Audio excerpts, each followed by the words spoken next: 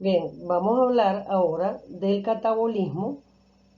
Hablamos ya del catabolismo de los carbohidratos, que era la glicólisis. Ahora vamos a hablar del, de la neoglucogénesis. La neoglucogénesis es el proceso inverso de lo que es la glicólisis. Es decir, nosotros habíamos señalado, ¿verdad?, que la glucosa que venía, que transportaba la sangre, pasaba a través de las membranas de todas las células, gracias a la presencia de insulina.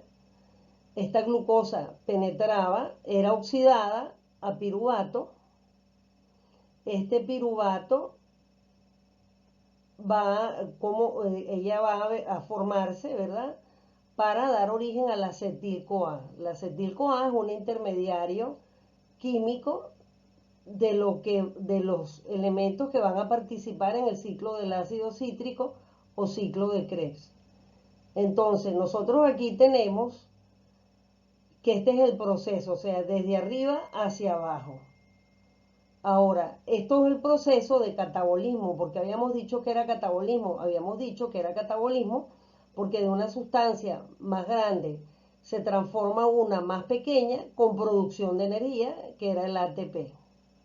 Ahora, vamos a hablar de otra circunstancia, la cual es la neoglucogénesis, es decir, donde se va a formar glucosa a partir de sustancias que no son carbohidratos, ¿de acuerdo? Como cuáles, como las grasas, las proteínas y el lactato, que es un intermediario metabólico, o sea, es una sustancia química que es producto de la degradación de la glucosa en el proceso que vimos antes de la glicólisis. Y este producto de degradación, el lactato, va a ser guardado por el organismo como una fuente de reserva para producir ATP.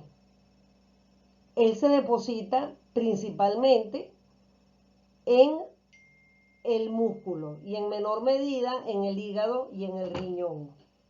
Ahora, este lactato va a producir energía justamente en este proceso de neoglucogénesis. Entonces, fíjense, aquí cómo va a ocurrir esto. Nosotros vamos a tener, en este caso, ¿se acuerdan que nosotros hablamos, por ejemplo, la persona ingería un alimento y eso aumentaba la glucosa en sangre, ¿verdad? Esa glucosa en sangre estimulaba la liberación de insulina por parte de las células beta del páncreas. Esta insulina permitía la entrada de esta glucosa. Ella iba a sufrir varios pasos que vimos en la clase anterior de degradación, es decir, de oxidación, de pérdida de electrones hasta transformarse en piruvato. Y este piruvato se transforma en acetil-CoA y pasa el ciclo del ácido cítrico, lo cual ocurría en la mitocondria. Bien, ahora se acuerdan de que en la mitocondria ocurre esto, pero vamos a recordar que la glicólisis ocurre en el citosol. Eso mismo estamos hablando cuando vamos a hablar de neoglucogénesis. Nosotros hablamos que la glucosa era el aporte ideal de energía entre más o menos de 6 minutos a 3 minutos como máximo, cuando hay un ejercicio muy intenso. Pero si este periodo de tiempo pasa y el ejercicio o el esfuerzo es intenso, por ejemplo, los ejercicios de resistencia, ya esta fuente, esta vía de la glicólisis se agota, la que va de glucosa a piruvato.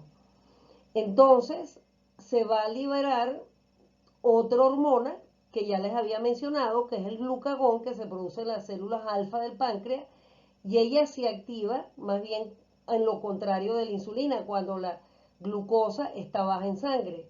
Entonces, ella va a estimular la liberación del lactato del músculo, va a estimular la liberación de aminoácidos como esta es alanina, es un aminoácido. ¿En donde se encuentra la alanina? En el músculo también, pero también se encuentra, por ejemplo, en el riñón y en el hígado. Y también va a producirse un proceso, que es este que vemos acá del oxalacetato, que no lo vamos a ver todavía, donde quien va a aportar la energía va a ser las grasas. Es decir, en pocas palabras, la neoglucogénesis es la obtención de glucosa a partir de sustancias que no son carbohidratos. ¿Cuáles son estas? Los aminoácidos, como ya se los mencioné, como la alanina, y a partir de las grasas, el oxalacetato, que es un producto final del proceso de metabolismo de grasas, que es lo que vamos a ver en la próxima clase.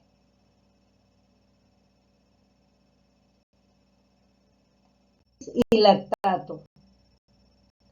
Entonces, la neoglucogénesis y lactato, yo les mencioné, ¿verdad?, que cuando había una baja cantidad de glucosa,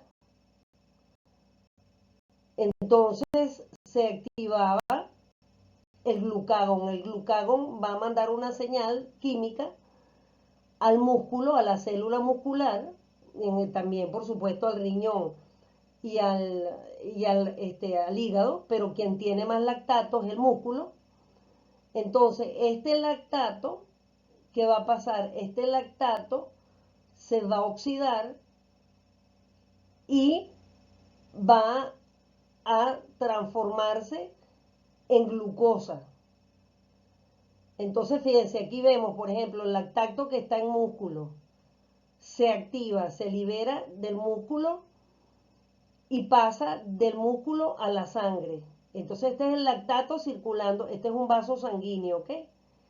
Entonces, aquí está el lactato y este lactato, al pasar a la sangre, va a penetrar al hígado, donde él va a ser transformado en glucosa.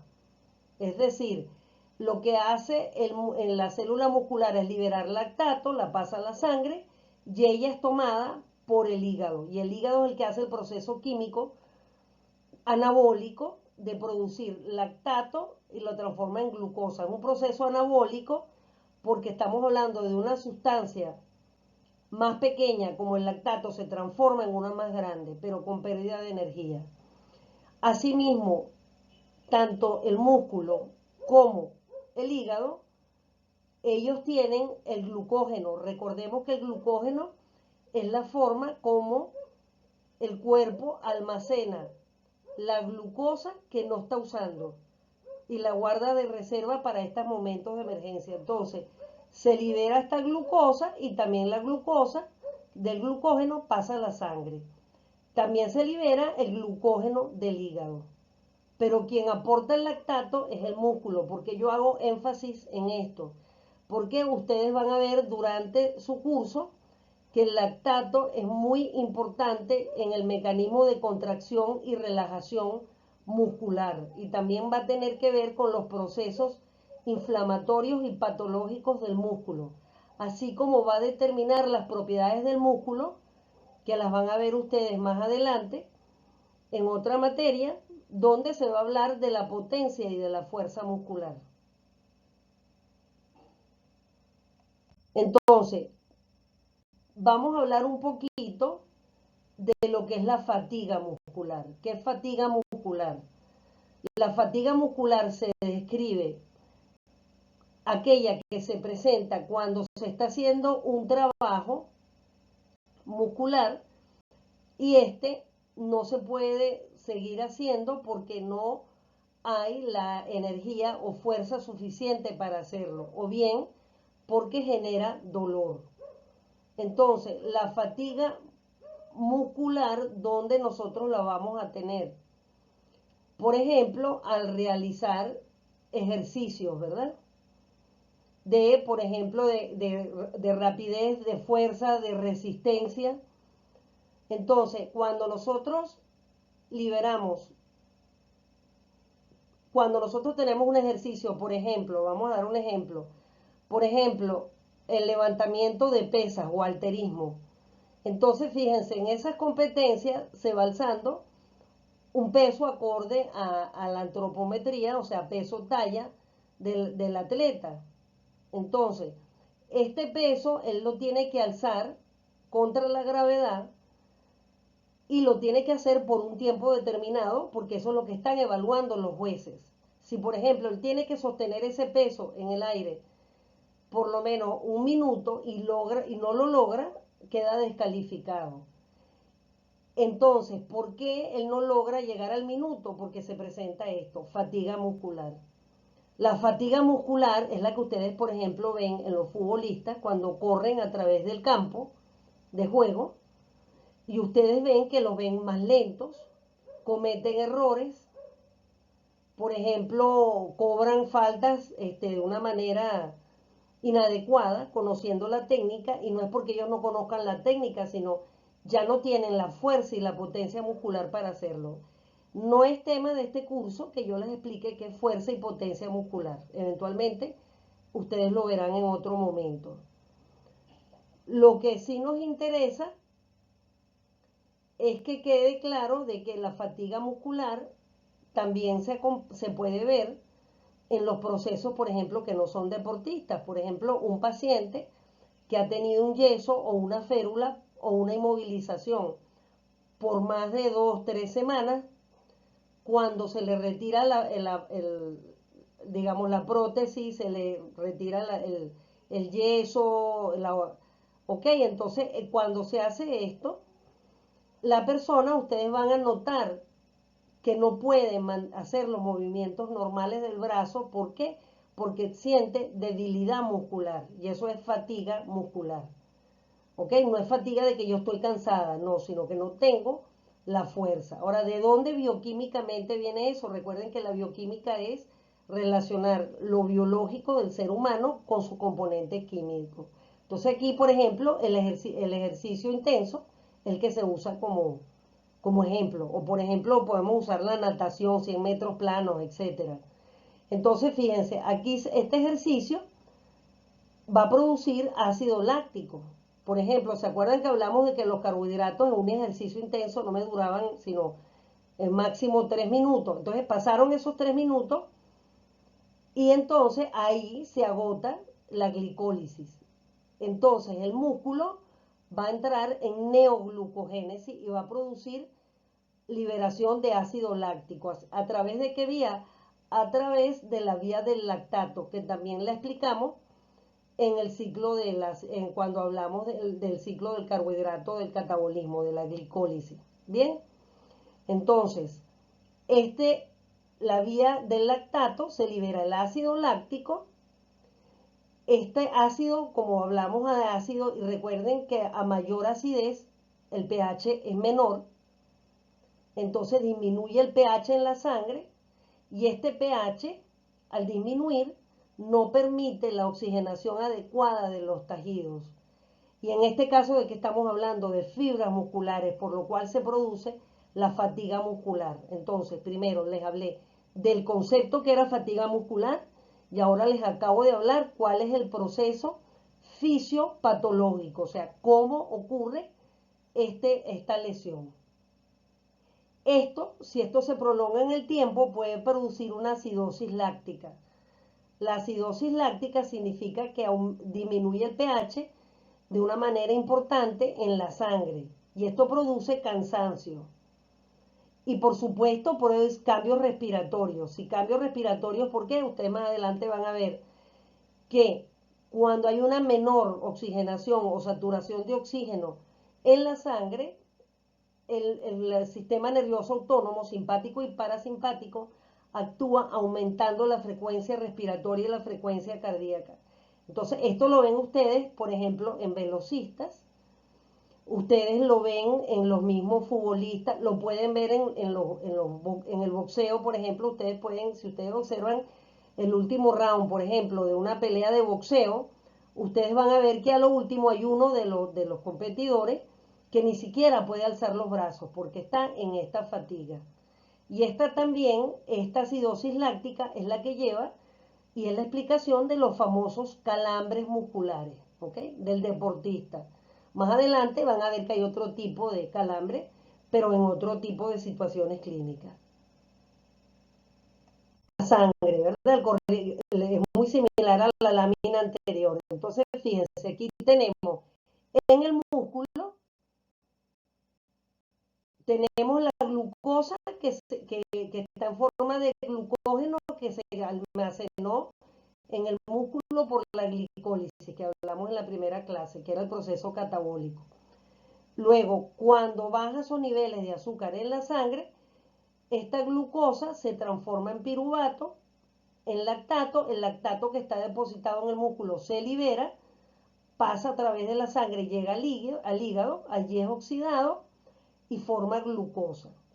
El rendimiento energético de este proceso de la neoglucogénesis va a ser que por cada ciclo de neoglucogénesis se van a producir 2 ATP, guadenín trifosfato, y 2 GTP, guanosin trifosfato.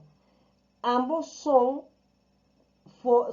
digamos, monedas o paquetes de energía, que son los que básicamente van a aportar la energía a la célula y a los órganos.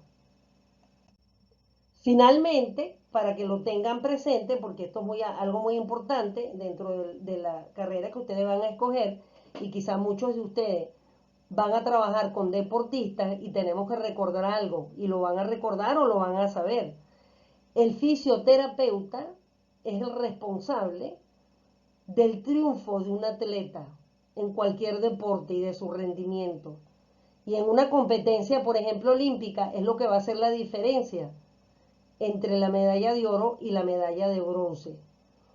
Es el que está autorizado cuando hay un juego, eso lo pueden ver ustedes incluso en el mismo fútbol, que hay momentos en que hay jugadores que se retiran del juego. ¿Quién determina eso? Eso lo determina el fisioterapeuta, porque él es capaz de evaluar el rendimiento deportivo.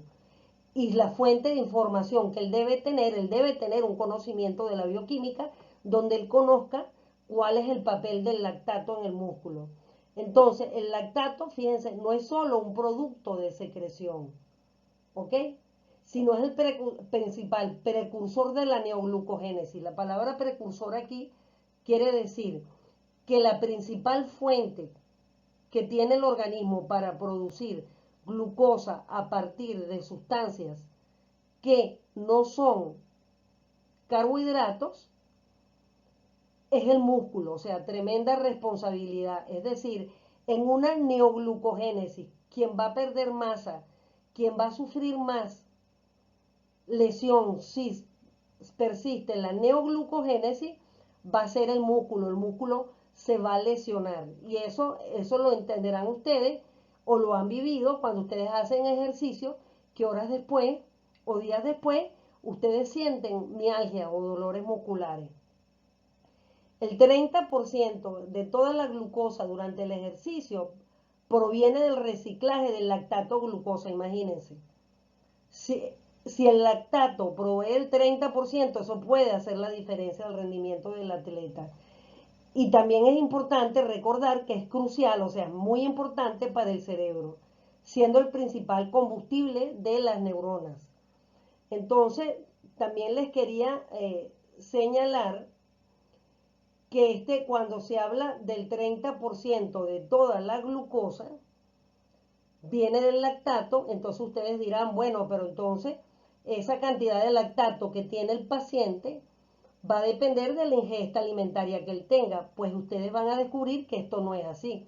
Van a descubrir que mediante el entrenamiento vamos a poder mejorar el rendimiento de este lactato. Para el mismo ejercicio vamos a liberar menos lactato. Entonces vamos a dejarlo hasta aquí y lo tomamos en cuenta. En la próxima clase vamos a hablar de la lipogénesis y de la proteólisis.